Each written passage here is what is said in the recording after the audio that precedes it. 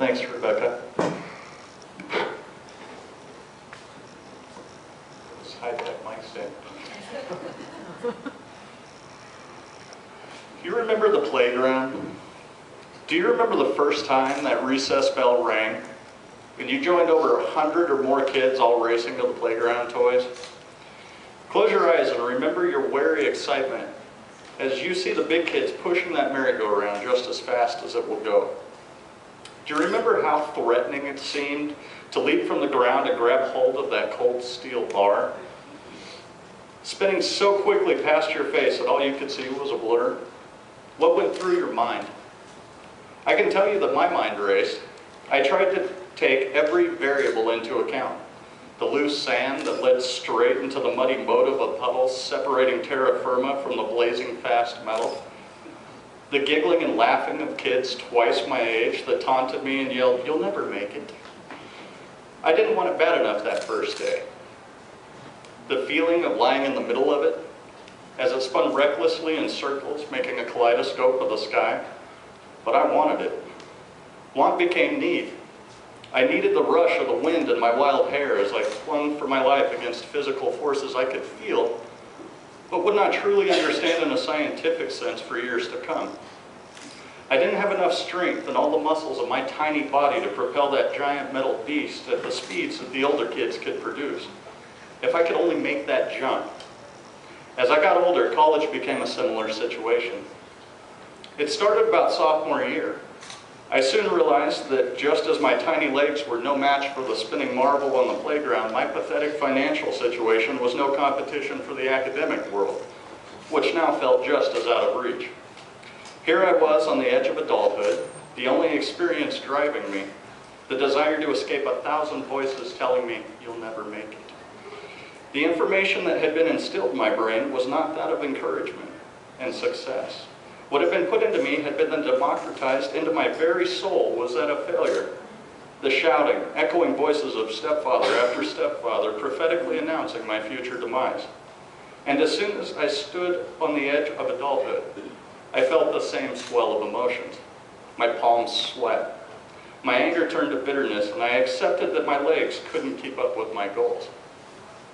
The foundation of all future adult successes instantly reduced to skin knees and torn jeans, mud-soaked sweatshirts and tear-stained cheeks. I survived.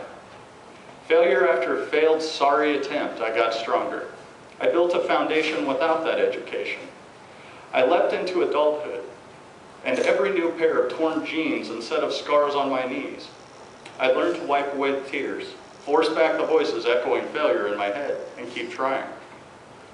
Job after job, city after city, girl after girl, and failure after miserable failure. With every opportunity, the same sweat on the palms, the same anxious fear of the inevitable.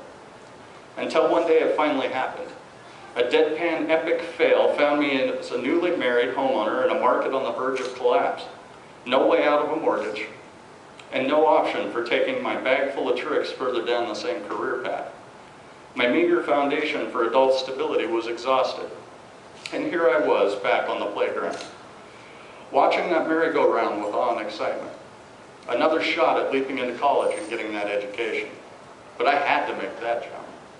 I had to gamble a house, a marriage, a truck payment, every conceivable tie to adulthood on the same childish leap across that muddy moat of what is unknown, to grab the whirring steel as life flashed by my eyes.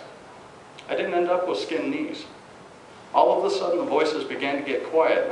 I couldn't hear the shouting of my stepfathers. "You'll never amount to anything" was but a whisper when my favorite instructor asked me to join Phi Theta Kappa. Suddenly, there was support. The thing that had been lacking the last time I made the jump was finally there.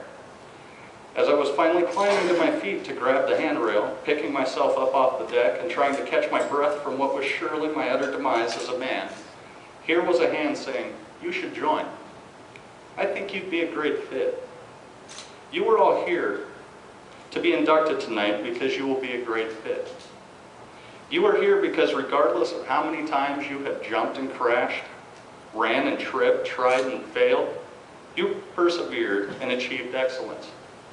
You leapt past mediocrity and you don't plan on stopping. You are focused on grabbing a hold of this amazing life that you can barely make out as it flies past your eyes, and you're willing to give it everything you've got. We understand that vision. This organization has taught me to reach for goals that are far beyond anything I could have imagined. I've made the league. I get to be the big kid now. I get to be the one with the wind and the strength to push this just as hard and fast as I can possibly make it spin. Welcome to an amazing ride. Be proud of yourselves. You've worked hard and you deserve it. You have seen that life isn't about your failures, it's about your persistence. It's not about the praise you receive, but about your power. You recognize that this is a test of the inner strength you have to see past the peril of the muddy moat to the promise of the joy on the other side. I will give you only one bit of advice. Stay aggressive. Before long, it'll be your turn to push. Welcome to Phi Theta Kappa.